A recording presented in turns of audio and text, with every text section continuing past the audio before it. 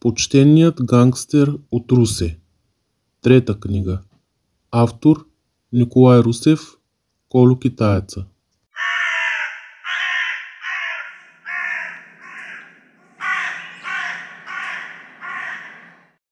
Първа част. Големият луксозен за онова време 90-те години хотел Интера във Велико Търново беше пълен с живот. Всички стаи и апартаменти бяха заети. Всички ресторанти, барове, дневни локали и кафенета в хотела работеха на макс. Даниел беше чувал, че в хотела имало басейн, фитнес зала, масажно студио, нещо като спа процедури за онова време, плюс фризьорски салони. Но чак до там не се напъваше да ги посети. На бившия затворник му бе достатъчно, че има стая платена за един месец. Дневният бар също му беше достатъчен да пие кафета и фрешове. Оттам нататък той се хранеше по многобройните малки ресторанчета на Велико Търново, баничарници, пицарии и малки павилиончета с кара бира, където имаше навсякъде из града. След като си почина няколко дни, Даниел скри парите и пистолета с пълнителите с патрони в един изоставен строеж до ЖП гара Велико Търново. Скри имането си и оръжието много добре, така че нито клошарите, които се навъртаха, нито полицията можеше да ги намери. Бившият затворник беше специалист в това отношение. Винаги където пребиваваше, няма значение в кой град, той си правеше тайници и криеше на подходящи изоставени места своите съкровища. Например, в една от камините на бирария Нерон I Даниел бе зазидал голямо количество злато, но го пазеше това богатство за много краен случай. Никой не знаеше за това. А за да се изкара златото, което беше около 10 кг, трябваше да се разбива определената камина, а камините бяха две. Това злато бившия затворник го бе събрал по времето, когато беше член на групировката Трите седмици, когато бригадата влизаше да рекетира хора по домовете след побоищата и рекета и гоненията на жертвите. Бившия затворник винаги се връщаше сам и намираше и прибираше само златото, а вещите и парите по това време разделяше с ударната бригада, на която самият той беше шеф. Дори колегите му не знаеха, че Даниел се връща по обектите, където са ходили преди това и прецизно търсеше и намираше скъпоценният метал. На това го беше научил един негов сакилийник от затвора в Ловеч на име Гошо Мачето, сръбски циганин, но много образован, интелигентен и хитър. Този същия Гошо Мачето беше запознал Даниел с един професионален крадец на име Радослав Радославов от Свищов с прякор Дръгела. Случая беше 90-те години. Даниел беше седнал на кафе барчето Лайното в Русе в центъра до новата поща, когато разпозна през две маси неговия бивш сакилийник от затвора в Ловеч Гошо Мачето да говори с някакъв слаб, къдрев, много грозен човек, който на едната ръка имаше само два пръста и едното му око беше изкуствено. Това всъщност беше самия Радослав Радославов Дръгела от Свищов. На външен вид много неприятен, но се оказа голям специалист по секретни брави. Дръгела отваряше всякакви секретни механизми, ключалки, сейфове. Беше си специалист и не му се опираха нито четиристранни заключвания, нито някакви сложни секрети. По това време нямаше много аларми, сотове и Дръгела беше цар на всякакви външни врати. Отваряше ги за минути. Работеше вечер между 2 и 4 сутринта. По негови наблюдения, тогава човек спял най-дълбоко. На Дръгела му трябваше само някаква отцепка и информация и обекта, какъвто и да е той, бе отварян и обиран. Радослав Дръгела си правеше и знаци. Например, слагаше бисквити под чержето на обекта за обиране, хартийки по вратата за знак дали скоро някой е влизал или излизал, наблюдаваше обекти с дни и часове и накрая успешно ги обираше. Дръгела имаше мрежа от информатори в цяла България, които срещу процент му даваха информация къде в кой дом или учреждение има скрити пари, злато, техника, телевизори, компютри, кастофони, уредби и DVD-та. В едно свищовско село Дръгела имаше работилница, в която правеше опити и експерименти с всякакъв вид ключалки. И незнайно как Гошо Мачето и Дръгела се бяха срещнали и крадяха заедно. Единия отваряше обекта, а другия претарашваше и надушваше къде има злато и скъпоценности. Най-вече след взета информация от човек, който някъде чакаше да получи процент от плячката. И така Даниел видя Мачето и Дръгела, които бяха на турне в Русе, защото Гошо Мачето беше от гара Камен до град Левски, а Дръгела от Свищов и селата наоколо И след като бяха обрали всички цигани в техния район, за които Гошо Мачето имаше информация, се бяха прехвърлили в Русе. Даниел стана от масата си, където пиеше кафе, и отиде при Мачето и Драгела. "Какво те води в Русе, бе, маче?" възкликна Даниел. "Ей, не вярвам, че те виждам", се зарадва Гошо Мачето. "Сядай да те запозная с един мой човек. Голям специалист." И Мачето запозна Даниел с Драгела. "И сега какво правиме?" попита Даниел. "Абе, има ли тук във вашия град обекти с пари, злато, техника? Моя човек ще ги оперира. Само намери една квартира в Русе за склад и да има къде да спим и ще видиш какви пари ще потекат."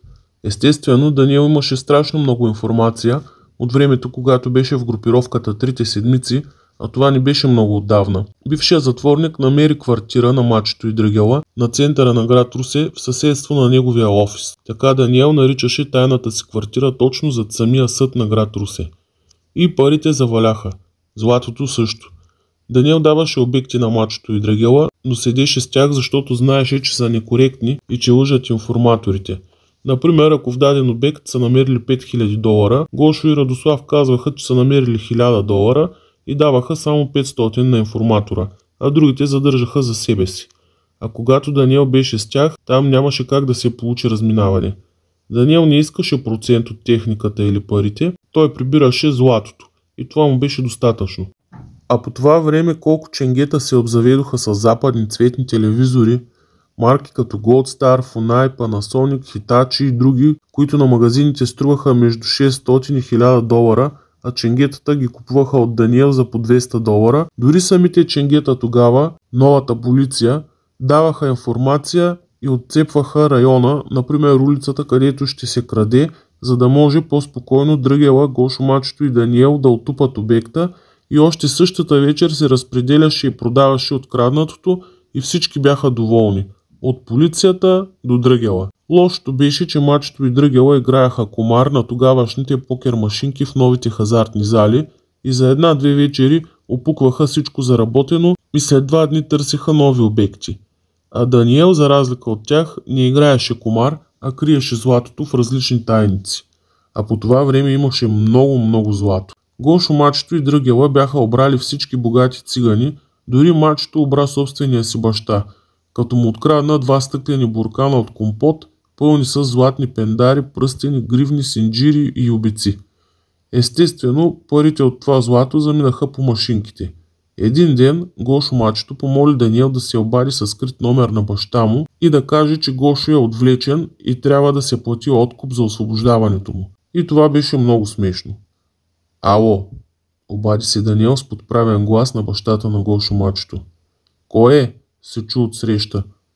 "Синът ви Георги е отвлечен и трябва да платите откуп $5000, иначе повече няма да го видите." Заплашително говореше Даниел. След кратко мълчание, бащата на Мачето отговори: "Слушай ме сега внимателно. Той моя син Георги си го оставете при вас, не го пускайте никъде. Ако пък случайно го убиете, ще ми свършите голяма услуга. Той без това бях събрал циганското мишере да го осъдим, задето ни обра целия род. Така че дръжте си го при вас по-добре, че братовчеите ни искат да му махнат главата. И да не забравя, пазете си да не обере и вас." И телефона затвори. Тогава Даниел прихна от смях и се обърна към Мачето. "Брат, по-добре никога повече не се вясвай пред баща си и роднините си, че нещата са ужасни." И Даниел се заливаше от смях, а Мачето мигаше на парцали и мърмореше: "И какво? Дъртия не дава пари да ме откупи, а? Значи ако наистина ме отвлекат, край. Видя ли бе, Даниелчо? Добре, че никой не се е сетил да ме отвлече. Видя ли? И как е разбрал дъртия, че аз съм му тупнал златото?" Ето така Даниел беше събрал много от скъпоценния метал. И така да се върнем на случая в Велико Търново. Даниел имаше предплатена стая в хотел Интера. Пламен Даков му помогна да си вземе част от парите и златото от Русе, което съкровище бившия затворник скри около един изоставен строеж до ЖП гара Велико Търново и сега бе тръгнал да търси по централните барчета и заведения на Търново Колю мамата или Гошо Джина. И така се случи в едно лъскаво кафе на самия център на град Търново, на ъгъла срещу паметника на освобождението от османско робство. Даниел видя на една маса самия Гошо Джина. Къде си бе, змей? Викна Джина на Даниел. Сядай тука, какво ще пиеш? Едно кафе, отговори бившия затворник. Какво те води в нашия град?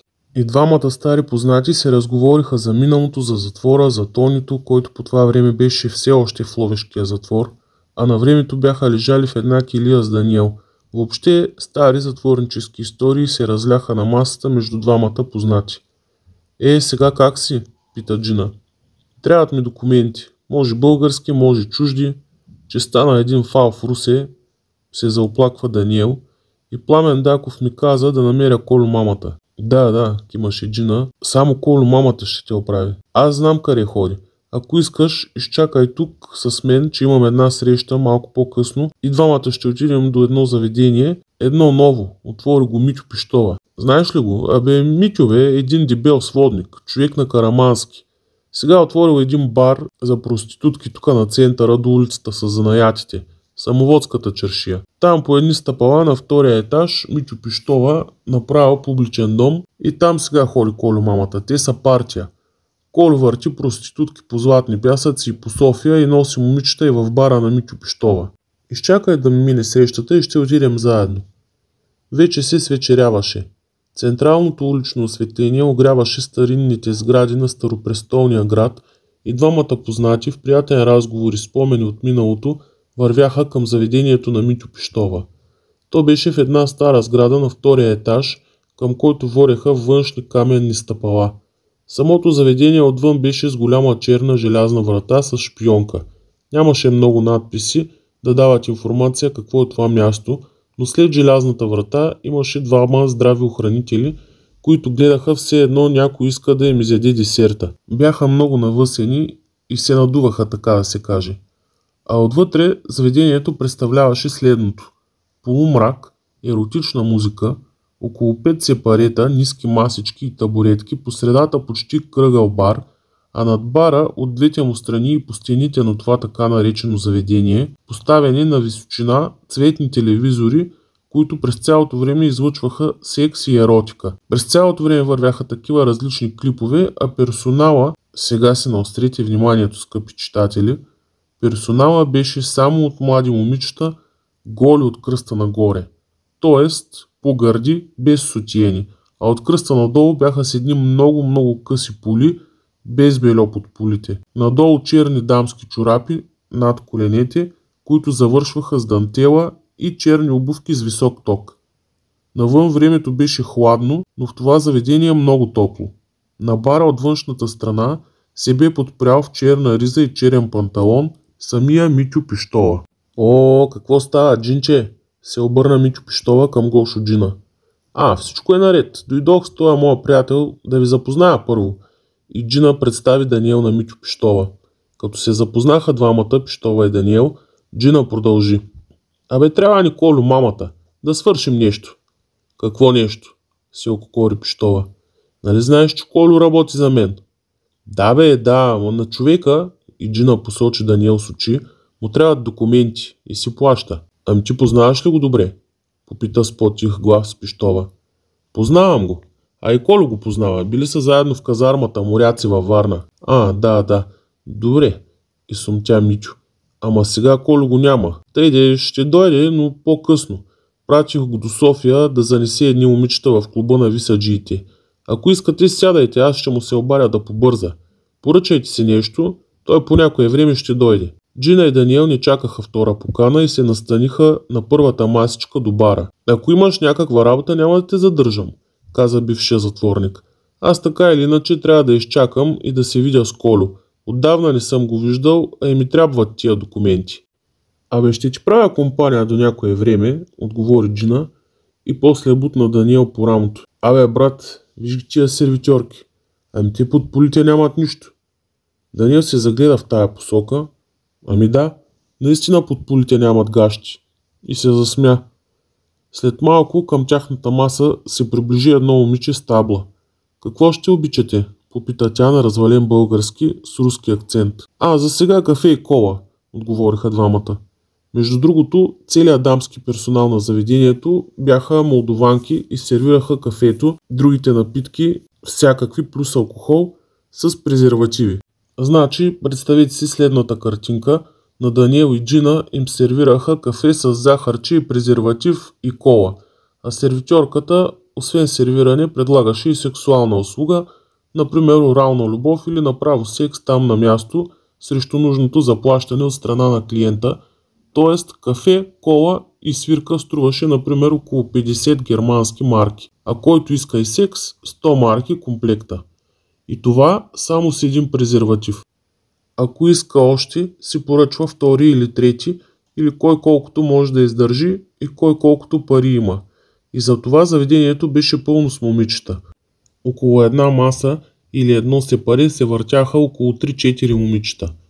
Точно срещу масата на Даниел имаше едно сепаре, на което в момента една от сервитьорките извършваше орална любов с един клиент, а по-надолу или по-встрани си вървеше групов секс с 2 сервитьорки и 3 клиенти. Абе голям разврат в това заведение, при условие, че беше още рано. Времето си вървеше, Даниел с интерес разглеждаше случките около него, всякакви стойки от Кама Сутра се изпълняваха в заведението на Митьо Пищова, който седеше подпрян на бара от външната страна и като катаджия ръководеше движението в бара, като подвикваше на сервитьорките: "Ти върви там, оня те вика, взели им парите, занеси още презервативи на ония другите", абе беше си голям разврат с рефер. Отделно имаше един коридор, който водеше към надпис "Тоалетна" с черна завеса. Натам отиваха по-срамежливите клиенти с по една сервитьорка и така цялото представление се разиграваше на живо. Естествено се сервираше и алкохол и шоуто беше на макс. Заведението ту се напълваше, ту се поизпразваше от клиенти, но нямаше къвги, викане, спорове, почти всички се държаха културно, сякаш се познаваха. Даниел не се възползва от тия сексуални услуги, защото имаше важна работа да си уреди документи, но Гошо Джина взе една сервитьорка и замина за тоалетната. И като се върна доволен, каза на Даниел: "Не знаеш какво изпускаш." И после добави: "Тия са богини." И наистина всички момичета бяха с хубави гърди, млади, с хубави тела, слаби и привлекателни. Гледай, виждаш ли онова сепаре до входа на тоалетната?" викаше Джина. "И какво там?" "Ами тия 3-мата знаеш ли кои са?" "Не, брат, не ги знам." "А, да, ти не си от тука. Тия са шефа на полицията в град Търново, кмета и ректора на един от университетите в града. Гледай, че и по 2 момичета се вземат. А вашето Русе пасти да еде." Даниел като чу за полиция и малко се притесни. "Абе тук да не дойдат на проверка, че нямам документи, нали знаеш?" "Трае бе, тук Митьо Пищова никой не го притеснява, не виждаш ли началника на полицията къде се размазва? Портиерите не пускат кой да е, само вип гости. Няма полиция, няма милиция. Спокойно, дори можеш да отидеш при това с карираното сако. Той е началника на полицията и да му кажеш, че те търсят от Интерпол, например. Знаеш ли колко го интересува? Въобще, ако му кажеш, че ще му дадеш 1000 дойчмарки, той сам ще те скатава. Дори ще те пусне от тях." И Джина се разсмя силно. "Ако не бях аз с тебе, сам нямаше да влезеш", се изпъчи Джина. Да бе, нали за това те черпя?" отговори Даниел и си погледна часовника. Шоуто в бара се вървеше, персонала от хубави момичета, голи да подчертаем, идваше като нежна вълна, след което се отдръпваха някъде зад завесите, зад бара и след малко излизаха нови хубавици и продължаваха да приемат поръчки и да обслужват клиенти. Такова чудо Даниел наживо не беше виждал. Той самия имаше клуб в София, но там беше по-различно, по-дискретно, по-скрито, а тук в бара на Митьо Пищова си беше направо Содом и Гомор. Разврат на най-високо ниво. "Това ли е най-развратният клуб?" попита Даниел своя събеседник. Не, няколко улици по-надолу има клуб Спартакус. Там е обратното, там сервитьорите са млади момчета и там ходят само обратни, ако ме разбираш. Някой път ще ти го покажа." Не, няма нужда, тук сме си добре. "Тук ми харесва на мен", се хилеше Даниел. Вече към 4 сутринта Колю мамата пристигна в бара на Митьо Пищова. Понеже имаше още доста клиенти, Колю мина покрай масата на Даниел без да го забележи. Отиде при Митьо Пищова, нещо разговаря, нещо обяснява. От една кожена чантичка, която беше закачена на кръста му, вади някакви пачки с пари, брои ги, обяснява нещо пак на Пищова. Остави парите и след още малко разговори се обърна към масата на Даниел, която беше до бара. Абе, ти ли си, викна Колю мамата в посока Даниел и го гледаше втренчено. Колю мамата тогава представляваше слаб, висок, млад мъж с дълга до раменете права коса, обърната назад, с една шарена хавайска риза, черно яке кожено и много синджири по врата, гривни по ръцете и пръстени. Предполагаемо беше, че са златни. Гошо Джина, след като се увери, че Даниел и Колю мамата се срещнаха, обяви, че се заминава и им пожела приятна вечер или сутрин, след което си взе довиждане с Мичо Пищова и доволен се замина.